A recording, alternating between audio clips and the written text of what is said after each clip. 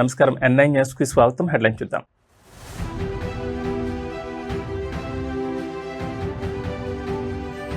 అమరావతికి సరికొత్త ప్రగతి కళ. ప్రపంచ స్థాయి స్మార్ట్ సిటీగా తీర్చిదిద్దే పనులు శరవేగంగా ప్రారంభం.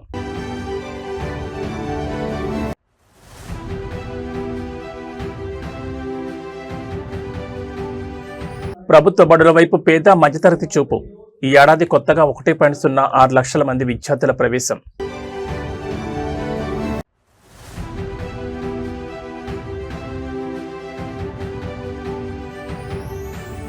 గచ్చిబౌలి స్టేడియానికి అంతర్జాతీయ హంగులు. త్వరలోనే గ్లోబల్ స్టాండర్డ్స్ అప్గ్రేడేషన్.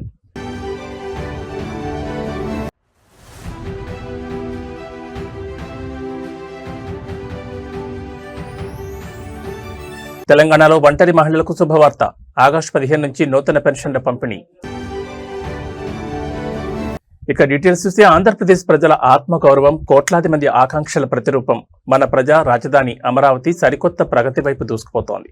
ఒక పక్క కృష్ణానది పవిత్ర జలాలు, మరోపక్క కలియుగ వైకుంఠనాథుడు శ్రీ వెంకటేశ్వర స్వామివారి దివ్య ఆశీస్సులతో అమరావతి ఎల్లప్పుడూ దైవ దీవెనలు పొందుతుందని ముఖ్యమంత్రి చంద్రబాబు నాయుడు ఆకాంక్షించారు. ఆంధ్రప్రదేశ్ రాజధాని ప్రాంతం అభివృద్ధి ప్రాధికార సంస్థ నూతన నివేదికల ప్రకారం ప్రపంచ స్థాయి మౌలిక సదుపాయాలతో కూడిన స్మార్ట్ సిటీగా అమరావతిని తీర్చిదిద్దే పనులు శరవేగంగా పునఃప్రారంభమయ్యాయి. గత కొన్నేళ్లుగా రాజధాని నిర్మాణం నిలిచిపోవడంతో భూములిచ్చిన రైతుల నుంచి ఉద్యోగ అవకాశాల కోసం ఎదురుచూసిన యువత వరకు క్షేత్రస్థాయిలో తెలుగు ప్రజలు పడ్డ కష్టాన్ని శాశ్వతంగా తుడిచిపెట్టేలా సరికొత్త ప్రణాళికలు రూపుదిద్దుకున్నాయి. కేవలం పరిపాలనకే పరిమితం కాకుండా స్టార్టప్లు, ఐటీ పరిశ్రమలు, ఉన్నత విద్యా సంస్థలు మరియు అంతర్జాతీయ ప్రమాణాలతో కూడిన మెడికల్ హబ్ల స్థాపనకు అమరావతి కేంద్ర స్థానంగా మారనుంది. కృష్ణమ్మ ఒడ్డున వెలసిన ఈ చారిత్రక నగరం తెలుగువారి ప్రతిభకు గ్లోబల్ ప్లాట్ఫామ్ను సృష్టిస్తూ రాబోయే తరాలకు ఉపాధి దీపంగా వెళ్లనుంది. ఈ పవిత్ర భూమిపై నిర్మితమవుతున్న రాజధాని తెలుగు జాతి కీర్తి కిరీటంలో మకుటంగా నిలుస్తుందని ప్రభుత్వం కఠిన నమ్మకంతో ఉంది.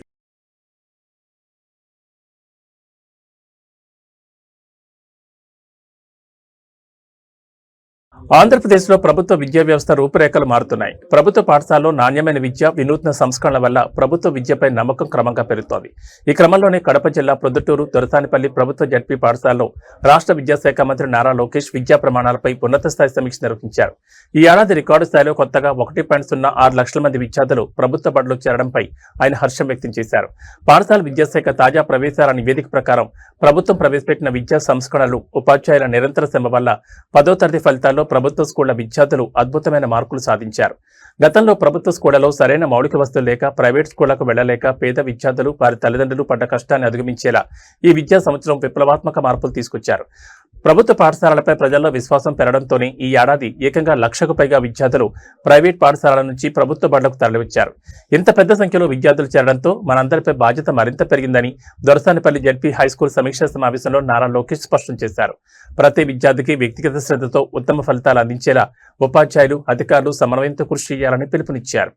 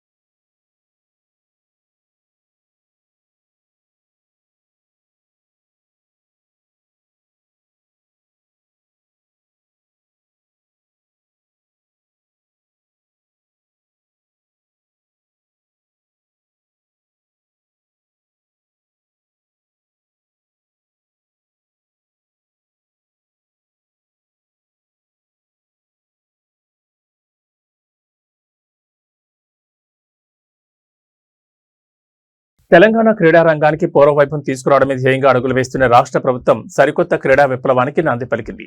ప్రతిష్టాత్మక టీ20 లీగ్ తొలి సీజన్ ఛాంపియన్స్ గా నిలిచిన హైదరాబాద్ ఈ ఛాంపియన్స్ జట్టు సభ్యులను ముఖ్యమంత్రి రేవంత్ రెడ్డి స్వయంగా ఘనంగా సన్మానించారు.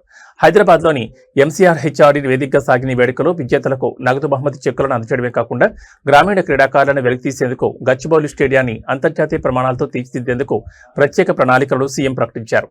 టీ20 లీగ్ ఫైనల్ 4లో ఉప్పర్ గ్రీన్ కార్డర్ వేదికగా జరిగిన మ్యాచ్లో అన్విత ఖమ్మం ఎస్ఎస్ జట్టును ఓడించి తొలి కప్పును ముద్దాడింది. హైదరాబాద్ ఈ ఛాంపియన్స్ ఈ విజేత జట్టుకు సన్మానం చేసేందుకు ఎంసీఆర్ హెచ్ఆర్డీలో జరిగిన ప్రత్యేక సదస్సుకు ముఖ్యమంత్రి రేవంత్ రెడ్డితో పాటు జాతీయ బ్యాడ్మింటన్ కోచ్ పుల్లెడ గోపీచంద్, ఈనాడు గ్రూప్ ఎండీ కిరణ్ తదితర ప్రముఖులు హాజరయ్యారు. మన గ్రామీణ ప్రాంతాల్లో సరైన వసతులు, కోచింగ్ లేక వెనుకబడిపోతూ క్రీడల్లో రాణించాలనే కళ్లతో క్షేత్రస్థాయిలో క్రీడాకారులు పడ్డ కష్టాన్ని గుర్తించేందుకు టీజీ20 లాంటి వేదికలు ఎంతగానో ఉపయోగపడతాయని సీఎం రేవంత్ రెడ్డి స్పష్టం చేశారు. క్రీడల్లో అత్యుత్తమ ప్రదర్శన కనబరుతున్న క్రీడాకారులకు ప్రభుత్వ ఉద్యోగాలతో పాటు నగదు ప్రోత్సాహకాలను ఇప్పటికే అందిస్తున్నట్లు గుర్తు చేశారు. తెలంగాణ క్రీడారంగ సమగ్ర వికాసం కోసం ప్రత్యేక క్రీడా విధానాన్ని రాష్ట్రంలో అమలు చేస్తున్నామని, ఇందులో భాగంగా స్పోర్ట్స్ యూనివర్సిటీ స్థాపనతో పాటు గచ్చిబౌలి స్టేడియాన్ని గ్లోబల్ స్టాండర్డ్స్ కు అప్గ్రేడ్ చేసే పనులను ప్రభుత్వం ముమ్మరం చేసిందని సీఎం వెల్లడించారు.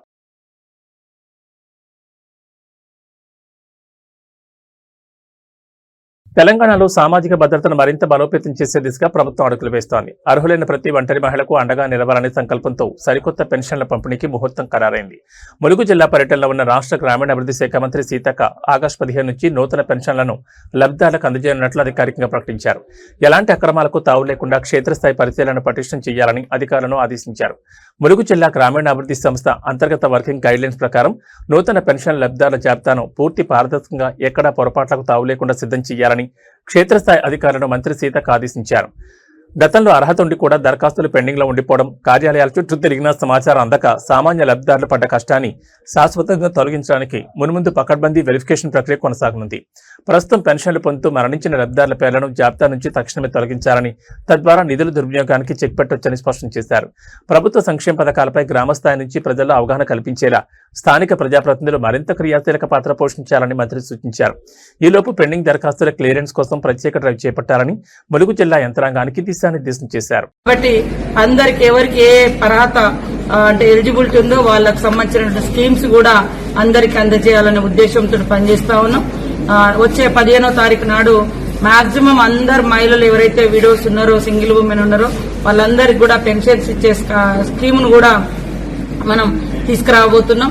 అదేవిధంగా 20వ తారీఖు నుంచి మరి పంచాయతీరాజ్ శాఖ ఆధ్వర్యంలో స్వచ్ఛధనం, పచ్చదనం, అదేవిధంగా నీటి కుంట, ఊటి కుంట, పంట కుంట, మరి వాటితో పాటు ఉపాధి హామీలో ఉండేటువంటి వివిధ రకాల పనులను కూడా విస్తృతంగా వేగవంతం చేసేందుకు కూడా ముందుకెళ్లడం జరుగుతుంది. 20వ తారీఖు నుంచి ప్రణాళిక పెట్టుకుని ప్రతి గ్రామాన్ని అభివృద్ధి పదంలో తీసుకెళ్లడమే లక్ష్యంగా పనిచేస్తుంది.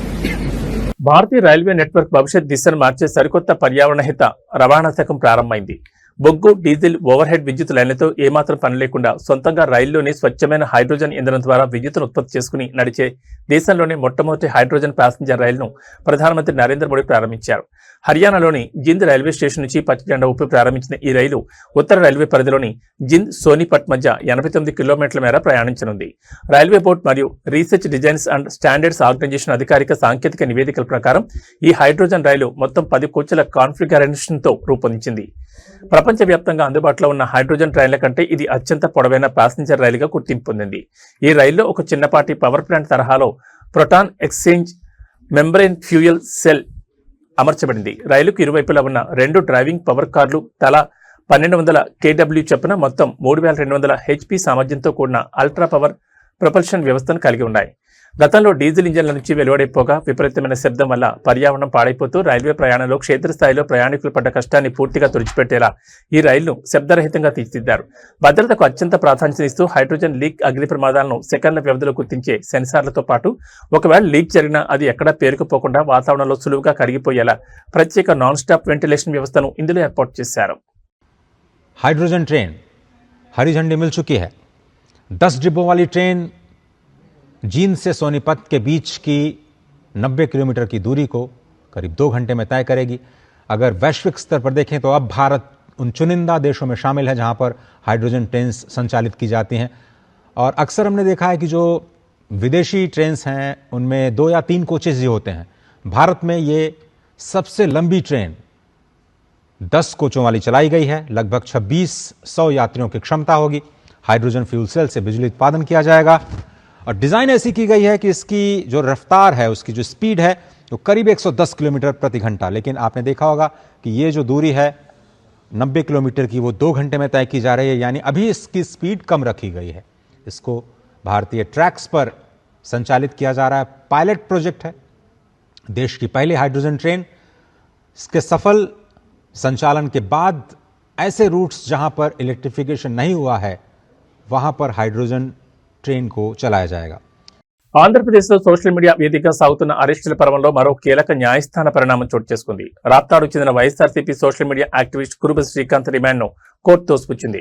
మడకసిర టీడీపీ ఎమ్మెల్యే ఎంఎస్ రాజును ప్రశ్నించిన వ్యవహారంలో 4 రోజుల క్రితం పోలీసులు శ్రీకాంత్ అదుపులోకి తీసుకోగా కస్టడీలో తనను తీవ్రంగా చిత్రహింసలు పెట్టారంటూ ఆయన నేరుగా న్యాయమూర్తికి ఫిర్యాదు చేశారు. దీంతో ఆగ్రహం వ్యక్తం చేసిన కోర్టు రిమాండ్ తిరస్కరిస్తూ శ్రీకాంత్ను సొంత పూచీకత్తుపై విడుదల చేయాలని ఆదేశించింది. ఎమ్మెల్యే ఎంఎస్ రాజుకు సంబంధించిన పోస్టింగ్స్ మరియు ప్రశ్నలపై 4 రోజుల క్రితం శ్రీకాంత్ను పోలీసులు అరెస్ట్ చేశారు. అయితే కస్టడీలో చట్ట నిబంధనలను పక్కన పెట్టి తనను శారీరకంగా హింసించారని శ్రీకాంత్ కోర్టు బోన్లో వాపోయారు. ప్రశ్నించే హక్కును ఉపయోగించినందుకు రాత్రికి రాత్రి అరెస్ట్ చేసి కస్టడీ పరిమితి దాటిన జైల్లో ఉంచి తీవ్రమైన శారీరక మానసిక హింసకు గురిచేస్తూ క్షేత్రస్థాయిలో ఆ యాక్టివిస్ట్ మరియు అతని కుటుంబ పడ్డం కష్టాన్ని న్యాయవాదులు గట్టిగా కోర్టు ముందుంచారు.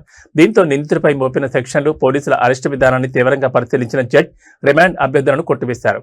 మరోవైపు ఒక కేసులో బెయిల్ వస్తే ఇంకో కేసులో లోపల వేసేలా అనంతపురం రూరల్ సింగనమల, ఇటుకలపల్లి, అగలి పోలీస్ స్టేషన్లో శ్రీకాంత్పై పోలీసులు వరుసగా కేసులు నమోదు చేయడం ఇప్పుడు తీవ్ర చర్చనీయాంశంగా మారింది. ఒకే వ్యక్తిపై ఒకే రకమైన ఆరోపణలతో వరుస కేసులు పెట్టడంపై పౌర హక్కుల సంఘాలు అభ్యంతరం వ్యక్తం చేస్తున్నాయి.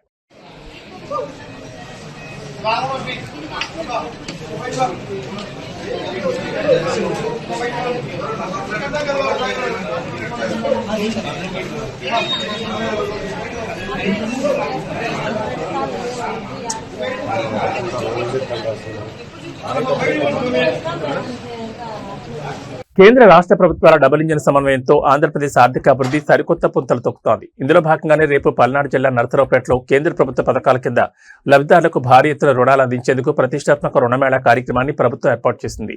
ఈ మెగా ఈవెంట్లో పాల్గొనేందుకు విచ్చేసిన దేశ ఆర్థిక శాఖ మంత్రి నిర్మలా సీతారామన్ కు గన్నవరం అంతర్జాతీయ విమానాశ్రయంలో రాష్ట్ర ఆర్థిక మంత్రి పయ్యావుల కేశవ్ స్వయంగా పుష్పగుచ్చం అందించి ఘన స్వాగతం పలికారు. కేంద్ర ఆర్థిక శాఖ మరియు ఆంధ్రప్రదేశ్ ఆర్థిక ప్రణాళిక విభాగాల ఉమ్మడి కార్యాచరణ ప్రకారం నరసరావుపేటలో జరగబోయే ఈ మెగా లోన్ మేళా ద్వారా వేలాది మంది అర్హులైన లబ్ధిదారులకు వివిధ కేంద్ర ప్రభుత్వ పథకాల కింద రుణపత్రాలను కేంద్ర మంత్రి చేతుల మీదుగా అందజేయనున్నారు. గతంలో పెట్టుబడులు లేక బ్యాంకుల చుట్టూ తిరిగిన రుణాలు సకాలంలో అందక చిన్న వ్యాపారులు, మహిళా సంఘాలు, స్వయం ఉపాధి నమ్ముకున్న నిరుద్యోగ యువత క్షేత్రస్థాయిలో పడ్డ కష్టాన్ని పూర్తిగా రూపుమాపేలా ఈ కార్యక్రమాన్ని రూపొందించారు. గన్నవరం ఎయిర్పోర్ట్లో కేంద్ర మంత్రికి స్వాగతం పలికిన అనంతరం రాష్ట్ర ఆర్థిక మంత్రి పయ్యావుల కేశవ్ ఈ పర్యటనకు సంబంధించిన ప్రోటోకాల్తో పాటు కేంద్రం నుంచి ఏపీకి అందాల్సిన నిధుల కేటాయింపులపై కూడా ప్రాథమికంగా చర్చించినట్టు తెలుస్తోంది. Mudra Yojana, PM Svanidhi, stand up India వంటి ప్రతిష్టాత్మక పథకాలను నేరుగా లబ్ధిదారుల చెంతకు చేర్చి పల్నాడు జిల్లాతో పాటు రాష్ట్ర వ్యాప్తంగా గ్రామీణ ఆర్థిక వ్యవస్థను బలోపేతం చేయడమే ఈ రుణమేళా ముఖ్య ఉద్దేశమని చెప్పారు.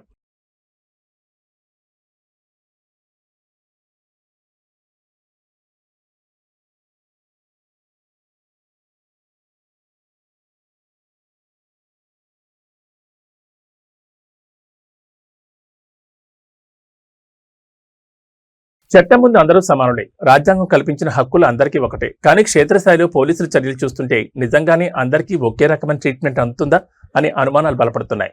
ఇటీవలి కాలంలో బీజేపీ నాయకులను పోలీసులు అదుపులోకి తీసుకుంటున్న తీరు, ఆ సమయంలో వారి వ్యవహార శైలిపై సోషల్ మీడియాలో ఒక పెద్ద చర్చ నడుస్తోంది.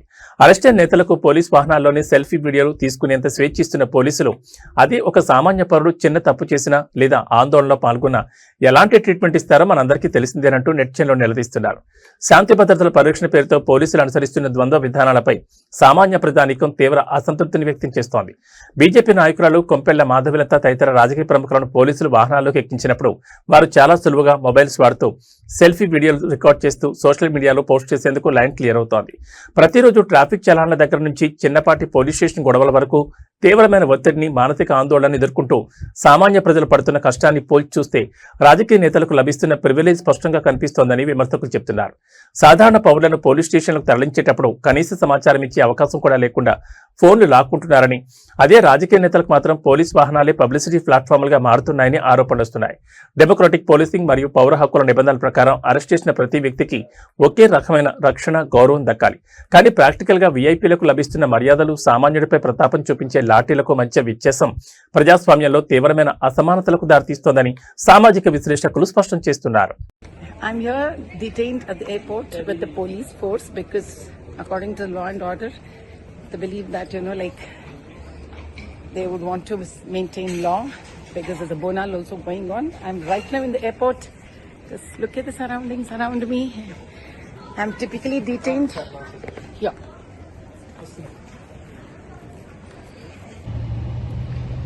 ఎయిర్పోర్ట్ నుంచి బయలుదేరుతూ సక్సెస్ స్కూల్కి వస్తున్న నన్ను డిటైన్ చేయడం జరిగింది. అందుకోసమే నేను సైదాబాద్ సక్సెస్ స్కూల్కి రావడం వీలు పడట్లేదని మీడియా వాళ్ళందరితో క్షమాపణ విన్నవించుకుంటున్నాను. తెలంగాణ సాగునీటి రంగంలో మళ్లీ లడాయి మొదలైంది. ఒకప్పుడు గోదావరి జలాలతో నిరంతరం కలకళ్లాడిన జలాశయాలు నేడు నీరు లేక వెలవెలబోతుండటంపై ప్రతిపక్షం రోడ్డెక్కింది.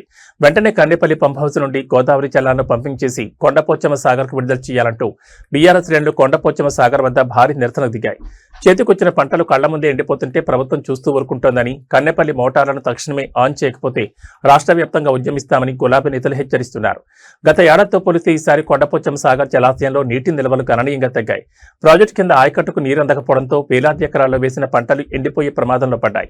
సాగు కాలం ప్రారంభమైనప్పటి నుండి పెట్టుబడి పెట్టి రాత్రింపవళ్లు శ్రమించి పంటలు వేసి తీరా ఇప్పుడు నీరు లేక కళ్ల ముందే పంటలు ఎండిపోతుంటే క్షేత్రస్థాయిలో రైతాంగం పడుతున్న కష్టాన్ని ప్రభుత్వం ఏమాత్రం పట్టించుకోవడం లేదని నిరసనకారులు మండిపడుతున్నారు. కన్నెపల్లి పంప్ హౌస్ నుండి గోదావరి జలాన్ని ఎత్తిపోయడానికి అన్ని వసతులు ఉన్నప్పటికీ ప్రభుత్వం రాజకీయ కక్షతోనే పంపింగ్ నిలిపివేసిందని బీఆర్ఎస్ కీలక నేతలు ఆరోపిస్తున్నారు. సాగునీటి విడుదలపై అధికారులు తక్షణమే స్పష్టమైన షెడ్యూల్ విడుదల చేయాలని, లేని పక్షంలో ప్రాజెక్టుల ముట్టడికి వెనుకాడబోమని హెచ్చరించారు. ఈ క్రమంలో కొండపోచమ్మ సాగర్ పరిసర ప్రాంతాల్లో నిరసనకారులను అదుపు చేయడానికి భారీగా పోలీసులు మోహరించారు.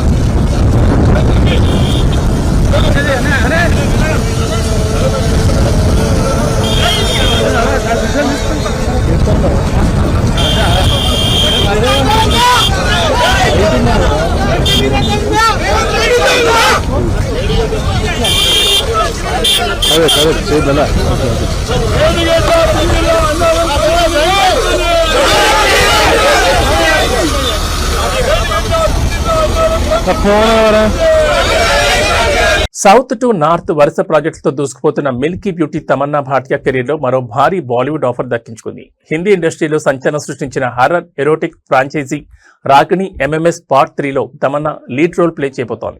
ఏక్తా కపూర్ నిర్మిస్తున్న ఈ భారీ క్రేజీ ప్రాజెక్ట్ షూటింగ్ లో పాల్గొంటున్నట్లుగా తమన్నా స్వయంగా తన సోషల్ మీడియాలో క్లాప్ పోర్ట్ పిక్చర్ ను షేర్ చేస్తూ అధికారికంగా కన్ఫర్మ్ చేసింది. గత చిత్రాల కంటే ఈ మూడో భాగంలో హారర్ ఎలిమెంట్స్ తో పాటు తమన్నా పాత్ర ఎంతో భిన్నంగా అత్యంత బోల్డ్ గా ఉండబోతోందట. ఈ మూవీకి సంబంధించిన పూర్తి ఆసక్తికర వివరాలు చూస్తే Veere the wedding fame Shashanka Ghosh ఈ చిత్రానికి దర్శకత్వం వహిస్తున్నారు.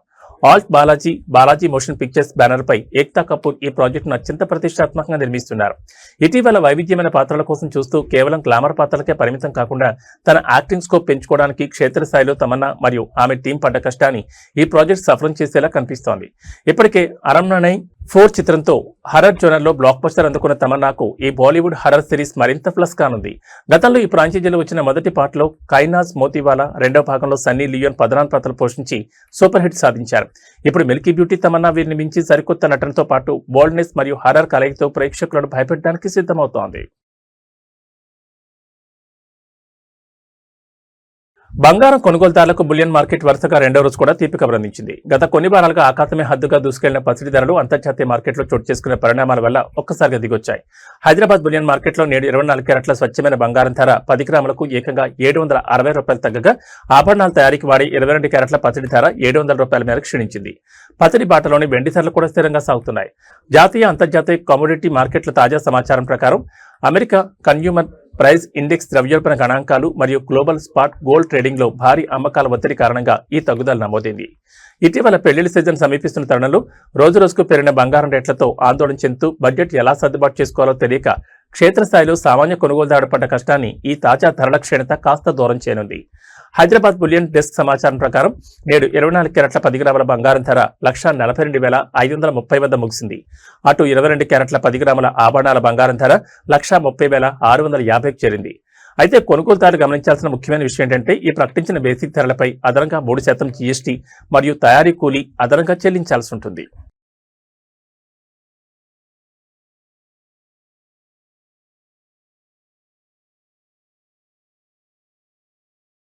తెలుగు రాష్ట్రాల్లో వరుణదేవుడి ప్రతాపం చూపిస్తున్నాడు. తెలంగాణలోని పలు జిల్లాల్లో అకస్మాత్తుగా కురిసిన భారీ వర్షానికి రోడ్లు చెరువులను తలపిస్తుండగా అటు ఆంధ్రప్రదేశ్లో బంగాళాఖాతంలో బలపడిన అల్పపీడనం కారణంగా రానున్న 3 రోజుల పాటు భారీ వర్షాలు కురిసే అవకాశం ఉందని వాతావరణ శాఖ హెచ్చరించింది. వరంగల్లో కేవలం అరగంట పాటు కురిసిన వానకే రహదారులు మునిగిపోగా హనుమకొండలోని బాలసముద్రం డబుల్ బెడ్రూమ్ కాలనీలోకి వరద నీరు భారీగా చేరింది. ఇటు ఏపీలోనూ శ్రీకాకుళం నుంచి అనంతపురం వరకు వాతావరణం పూర్తిగా మారిపోయింది. వరంగల్, హనుమకొండ నగరాల్లో కురిసిన భారీ వర్షం మున్సిపల్ అధికారుల ముందస్తు ఏర్పాట్లను లోపాలను బయటపెట్టింది. బాలసముద్రం డబుల్ బెడ్రూమ్ కాలనీ పూర్తిగా వరద గుంపట్లోకి వెళ్లిపోయింది. సామాన్య ప్రజలు తమ ఇళ్లలోకి నీరు చేరుతుంటే సామాన్లు సర్దుకుంటూ నిత్యావసరాలు తడిసిపోకుండా కాపాడుకోవడానికి క్షేత్రస్థాయిలో పడుతున్న కష్టాన్ని ప్రతిబింబించే వీడియోలు ఇప్పుడు సోషల్ మీడియాలో వైరల్ అవుతున్నాయి. వరంగల్తో పాటు సిద్దిపేట, నల్గొండ, సంగారెడ్డి, మెదక్, కామారెడ్డి జిల్లాల్లోనూ జోరుగా వర్షం కురుస్తోంది.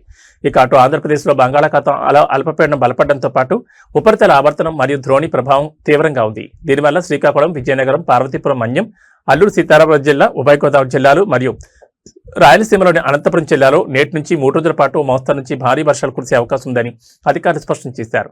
మిగిలిన జిల్లాల్లో తేలికపాటి నుంచి మోస్తరు జల్లులు పడతాయని తెలిపారు.